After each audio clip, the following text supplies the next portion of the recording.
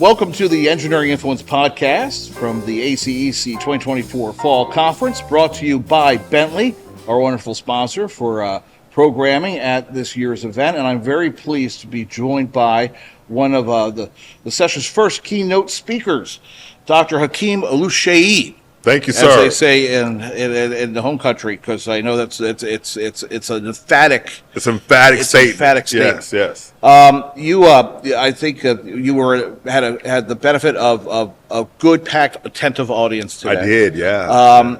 Right, kind of your home field advantage. I mean, you're right. Number one, hometown. Welcome. That's right. Yeah. So welcome home. Thank you. Number two, a room full of engineers.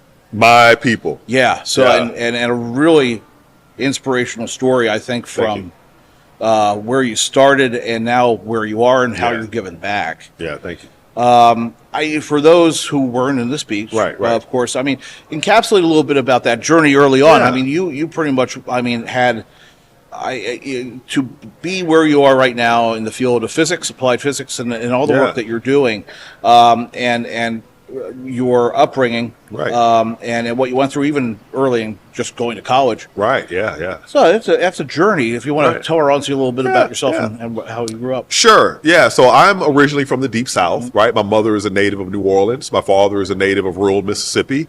And neither of my parents or anybody before my parents in my family had formal education. My father dropped out of school in elementary school. My mother in high school, as her parents before her. Yeah. So I didn't really have academic models. Yeah. But what I had was a mother who was an avid reader.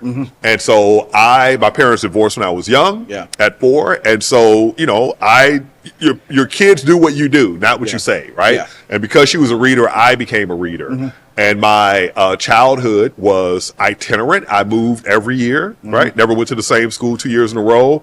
Lived in the toughest neighborhoods, had a lot of neglect and violence and this sort of thing I had to deal with, right? Until my mother moved me to rural Mississippi, where I was surrounded by my family village, my father's people. Yeah. And so I was protected for the first time, but it wasn't the best educational system. Yeah. And not only that, my family, to make money to survive, were engaged in illegal activities, right? Which I also took up myself. Yeah. But I was born a nerd, man. So being an avid reader, I was able to do well academically, aside from mathematics. Yeah. I did poorly mathematically. Really? Oh, yeah. So. Because, there's no book you can read that gives you the basics. But lucky for me, I went to the Navy after high school, and in the Navy, I learned algebra, which prepared me for college. And when I went to college, I had my challenges, both academically and financially, right? I had bouts of homelessness, and things were tough, but I stuck it out, worked hard, was lucky to have people to come into my life to help me out, right? That was a big part of it. Yeah. And, between their efforts and my efforts, we, it really is that, it is that example of people who you meet along the way can really define, your trajectory in life. Yeah. I mean, you had a number of professors and researchers who were like, okay, here you go.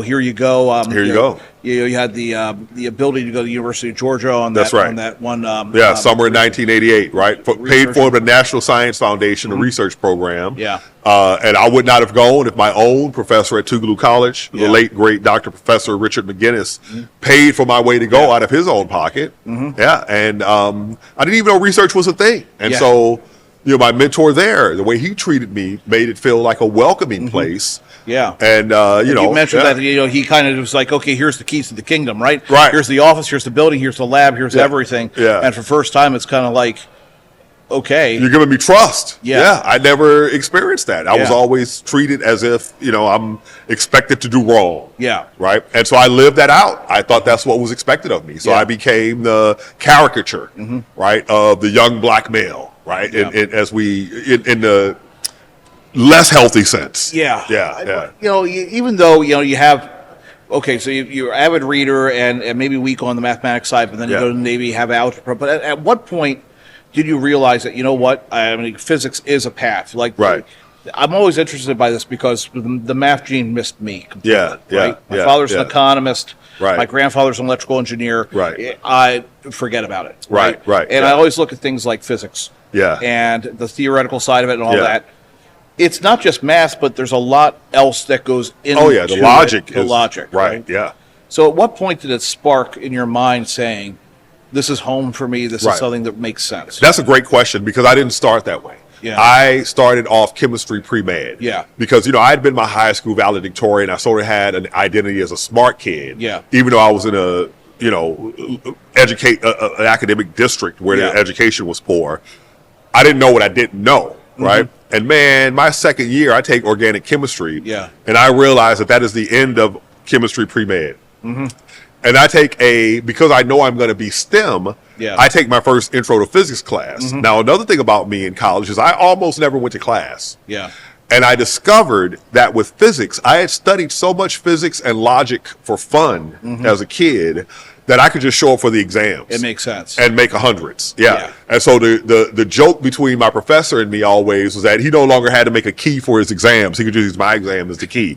Yeah. But that's what it was. And I realized, this is what's easy for me. So now physics is my major. Got it. But I didn't know physics was a career, again, until someone just showed up to help, who was a student from MIT. Yes. Who had started a conference for helping students from these backgrounds that had no awareness of the opportunity, bring you to MIT, and we'll show you what a career in physics is and introduce you to the recruiters for graduate school, how to write your applications, how to write your, for scholarships and, for admissions. And, I listened. Yeah, because at that point in time, you were not only kind of working a job out of physics, out of academia. Yeah. Just janitorial at a hotel, not even making enough to live. That's right. Yep. And then somebody comes and says you can actually have a career in this, and then all of a sudden you find yourself at Stanford. Yeah, as a graduate student, which is like culture shock because you have massively. And then the entire Silicon Valley, and during your presentation you mentioned, when I went over. Yeah. But how even that transition, right? I mean, to go from a small southern school, University of Georgia, down to Stanford, and then to Silicon Valley. Yes. Where you're actually developing patents. Right. Yeah. And I mean, mainly in the field of photonics, right? So it was semiconductor manufacturing. Okay. So the manufacture of computer chips. So I worked on what's known as chemical mechanical polishing, chemical vapor deposition, and what's known as silicon etch. And a lot of spectroscopy applications that I invented that I brought from astronomy and astrophysics into the world of semiconductor manufacturing. Okay. Yeah. So I was a pioneer of that in that field. But even having that, I mean, what was that like? I mean, because it was like such a huge change. It was a huge change. And at first, the big difficulty for me, there were two difficulties. One was the social difficulty, as well as the academic difficulty. The social difficulty is I'm a deeply Southern country boy, right, with a heavy dose of urban ghetto. Yeah. And now I'm in genteel. These guys are North Face vest wearing venture capitalists looking for the next round of funding, right? Right. It was and no one could understand me when I spoke. Yeah. Because, we don't add the ends to our words, and it's 1,000 words a minute, right? Yeah. So it was hard, man. It really was difficult internally, right? Yeah. The internal pain and realizing that I had to really just humble myself and give myself over to the process because it was hard to believe. When I got there, I would go to scientific talks and I never understood anything ever. Yeah. The first time someone handed me a scientific journal research paper, that stuff is in another language. Well, it is. I mean, and it's pretty inoculated against anyone else looking into it because they have their own library of their own language. It's their own language. Yeah. And then every sentence has like 10 references. And I'm like, you're expecting me to do this someday? Yeah. But then like magic, I look up 3-4 years later, and no matter what talk I go to, if I've never heard of it before, I understand everything. I could figure out everything. I have that physics superpower that now you kind of know just by understanding a few things about how nature works. Yeah. There's so much else you can just figure out, right? And so understanding matter, the interaction of light and matter and how they behave at the quantum level sort of opened up the entire world for me. And I realized that I could take my skills and go anywhere. Yeah. So, I had a great understanding of how matter behaves at different phases. I had a great understanding of different technologies, a great understanding of computation and solving systems of differential equations. Yeah. So I'm like, hey, Guess what they use when they make computer chips? Vacuum chambers, plasmas. The analysis is the same. That looks like a lot more money than physics research. I'm going to Silicon Valley. Yeah, that makes sense. Yeah. But I mean, you're able to take that and now move it towards something even broader and even more beneficial to society. And the fact that you're able to, I mean, you made a really good point in saying that, there's a huge, to kind of paraphrase it, there's a big difference. And it's not a 1-for-1 between, intelligence and education. Big difference. A lot of fundamentally smart people do not have access to education. That's right. That limits their capability. That's right. If you take the dumbest people in the world and train them well, they will do well. Yeah, but but finding that, breaking that barrier to allow them to actually access it is the big thing. So that's really what you've been dedicating your time to. Yeah, let me tell you a couple of statements. Yeah. What are the 3 questions that most people ask themselves when they get to undergrad? I'll tell you, when they choose their major. All right. One question is, what am I good at? Yeah. The next question is, what can I make money doing? And the third question is, what has the least amount of math? Yeah. Yeah. Right. Yeah, that's true. That's true. And then the second thing that I've learned, because I've been a part of the, at local to national level, our education system in the country. Yeah. And here's what I've also come to learn. People learn mathematics well in one of 2 ways by the time they graduate high school. Yeah. Number 1, it's in your house. Number 2, you got lucky. Yeah. Right? That's true. By and large, we are not preparing people. Yeah. I've been a professor at private universities, small universities, big universities, community colleges. Yeah. Even if they are the students who are the top students, physics majors, most people are missing the same stuff, which is the stuff as a STEM professional you do every single day. Yeah. Right? And so I'm like, where is this mismatch? Well, guess what? I can do something about it. Yeah. And that's one of the things we always look at now, because the engineering workforce, we need more people everywhere. Right. Yeah. And it's always that barrier to entry. It's the barrier to entry. When I was at Penn State, I was the one poli-sci guy, and everybody I was roommates with or friends with were engineers. Architectural, EE, whatever it was. And it was just a different world. And I still remember them that first year getting those litmus classes of that not designed to get you to the next stage, but to weed people out. Weed people out, yeah. Right? Yeah. What do you think, we have to do a better job of, from an academic standpoint, of opening that door to get those outliers in, because the industry's changing, right? It's not just math now. You have all these other things that are coming into it. That's right. Yeah, the big problem as I see it, that is not even being addressed, I think. We focus on the kids. Yeah. But I'm a strong believer, because I've seen it happen. You can't educate the kids without educating the parents. You need to educate adults. Yeah. Because in my home, my parents couldn't tell me anything about education. Yeah. Nothing. They both dropped out of school. My son, who's very young, when he was young, he completed Algebra 1 at 7, Algebra 2 and Trig at 9, started calculus at 10 years old. Man. At a young age, my mom tells me, you know what? I think he's smarter than you. And my response was, you know what? No, the hell he ain't. Yeah. His dad has, exactly. His dad has a PhD in physics. Yeah. His exposure, I homeschooled him up to age 10, right? Yeah. That's what made him, he is a talented kid. Yeah. But if he had my dad and mom, he would have been me. Yeah, you expose it early, and then it's become the foundation, and then you lose the fear. That's right. And the other thing about it is that we miseducate ourselves. And I'll tell you why. Here's what we do. This is a very simple one. Yeah. I've been asking this question for 25 years of people. Yeah. And the question is, in one word, what is math about? What do you think the most common answer I get is? I don't know, numbers. Numbers. That's numbers. Now think of your favorite physics equations. F equals ma. How many numbers are in that? Yeah, none.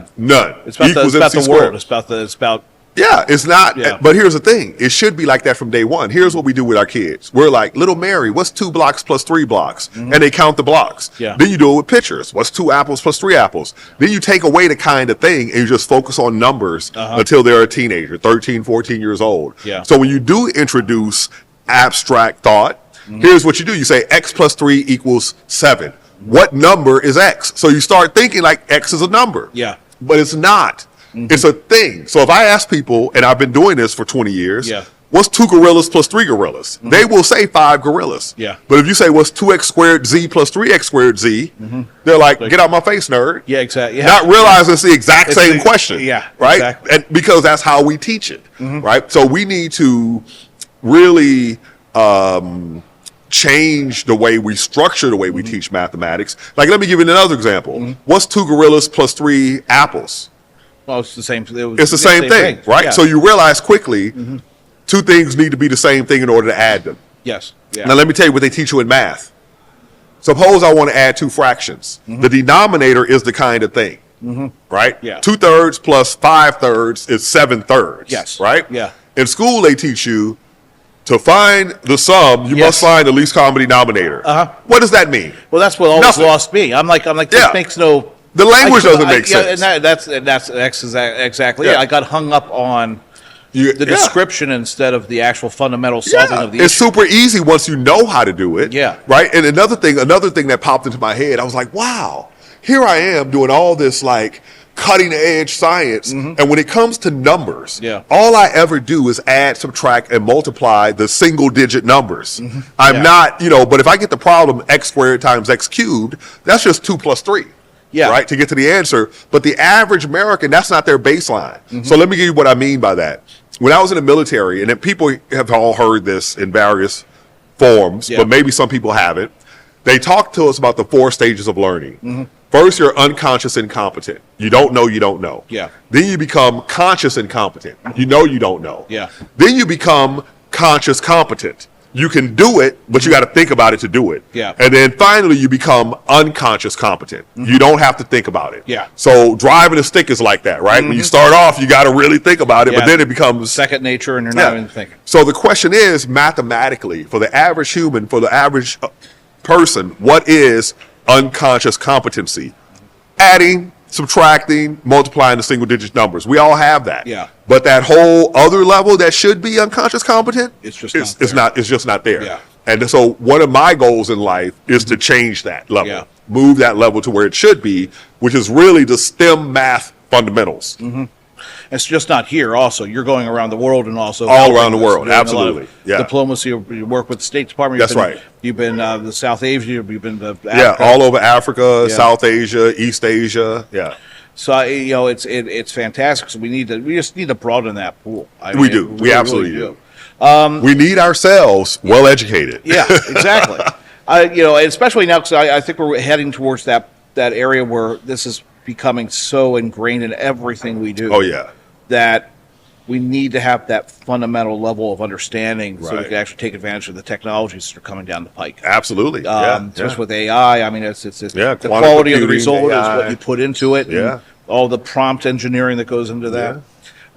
With physics, I guess the question I have for you on just the pursuit of and the study of. Yes. Where do you think things are going? Or not the theoretical side, you've got the string theory versus have we reached a point where things are stalling out, or do you think that what's the next step? So theoretically, it looks a little like, okay, a lot hasn't moved much this century, but experimentally, major breakthroughs have been occurring. So as far as like fundamental physics goes, the biggest thing in recent times on Earth has been achieving net positive fusion, right? Yeah. And so, it's not, it was in an experimental lab at Lawrence Livermore, the ignition facility there, but that means that it's possible now. Yeah, that we've actually crossed that level of saying, yes, it's gone from theoretical, now it's possible. It's possible, but you now have to optimize the engineering to make it profitable and,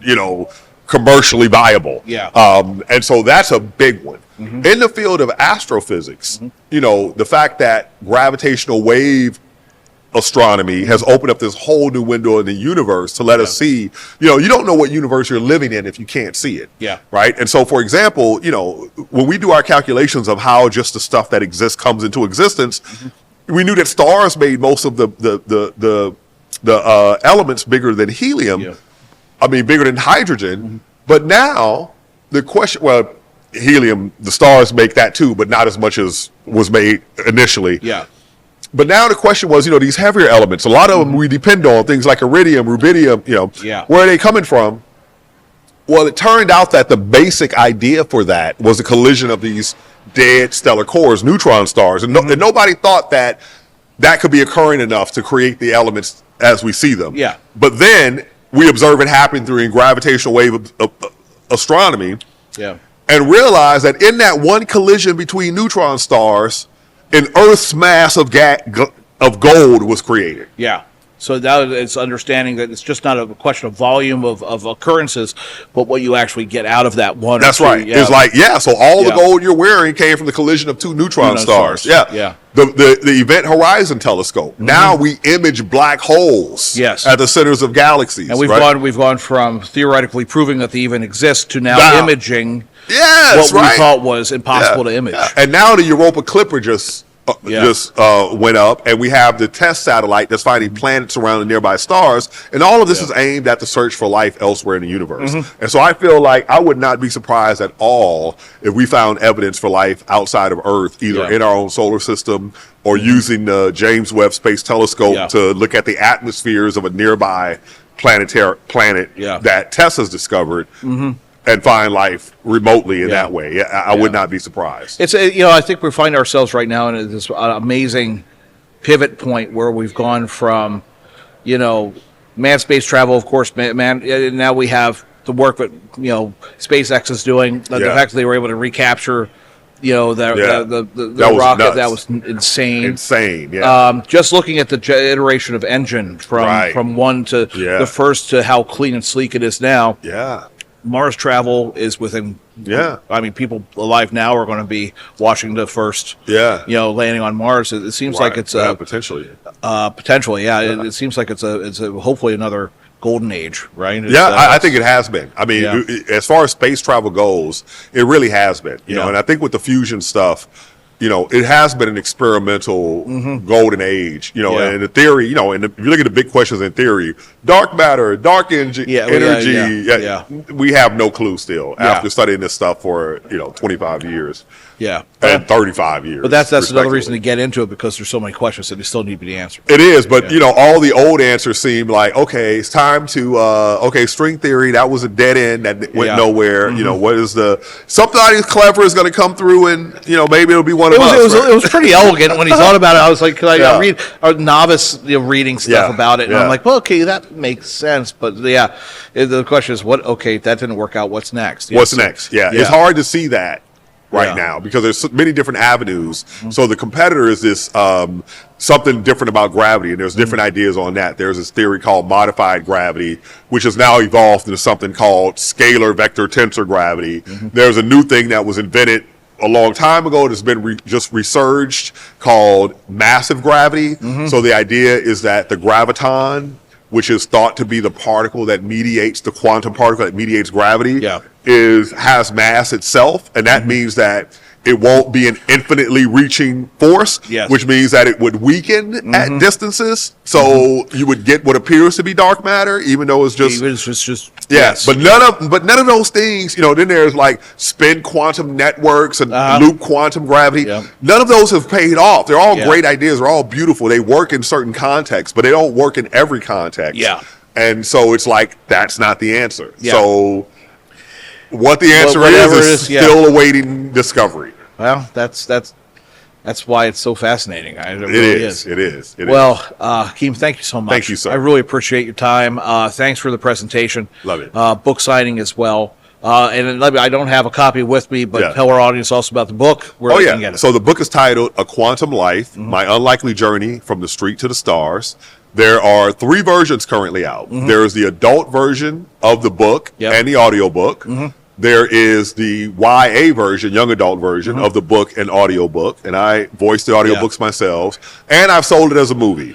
Awesome. Originally, Wonderful. it was sold with Chadwick Boseman working title in Universal as a studio, but with Chadwick Boseman's death, sadly, that deal was no longer, and so now it's with Oprah and De Niro, Harpo and Tribeca. So it's not a bad combination. Not a bad combination. They just reached out to us that they're making progress on the script. So good. Good.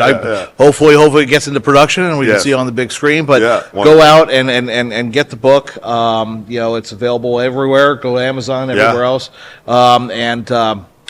Fantastic. Oh, and by the way, I'd like to mention, if you're a sci-fi fan, yes, I have a podcast with Roddenberry. Oh, really? Yeah, It's called the Does It Fly podcast. So Gene Roddenberry, when his writers were introducing new technologies, he'd ask them, does it fly?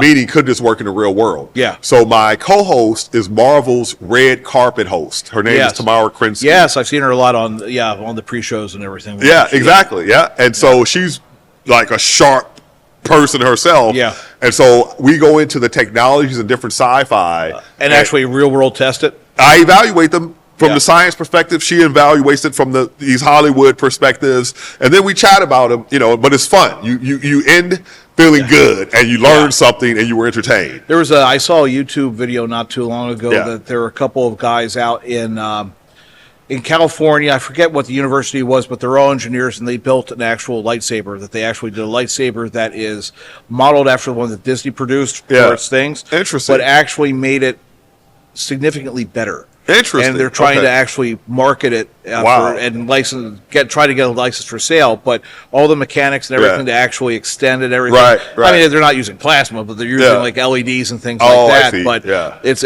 as close as you're going to get to it. So I love we did the lightsaber. We've covered the lightsaber. You did cover the lightsaber? Yeah, we've published about 30 or so episodes so far. What was the answer on the lightsaber? Could it be done as like a contained plasma? Yeah, so I was looking at a plasma containment device. So I said, based on the existing technology, there's nothing that you could get that will both look and behave like the lightsaber that you see. And so there have been people, like you said, I saw people that built there's somebody who things. did like a variation on it. Right, But being the lightsaber as depicted, tough. Yeah, tough. Yeah, if not impossible. One day. We can hope.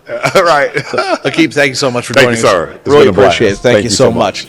And again, this has been Engineering Influence podcast from the American Council of Engineering Companies, coming to you from the 2024 Fall Conference, brought to you by Bentley. And we will see you next time.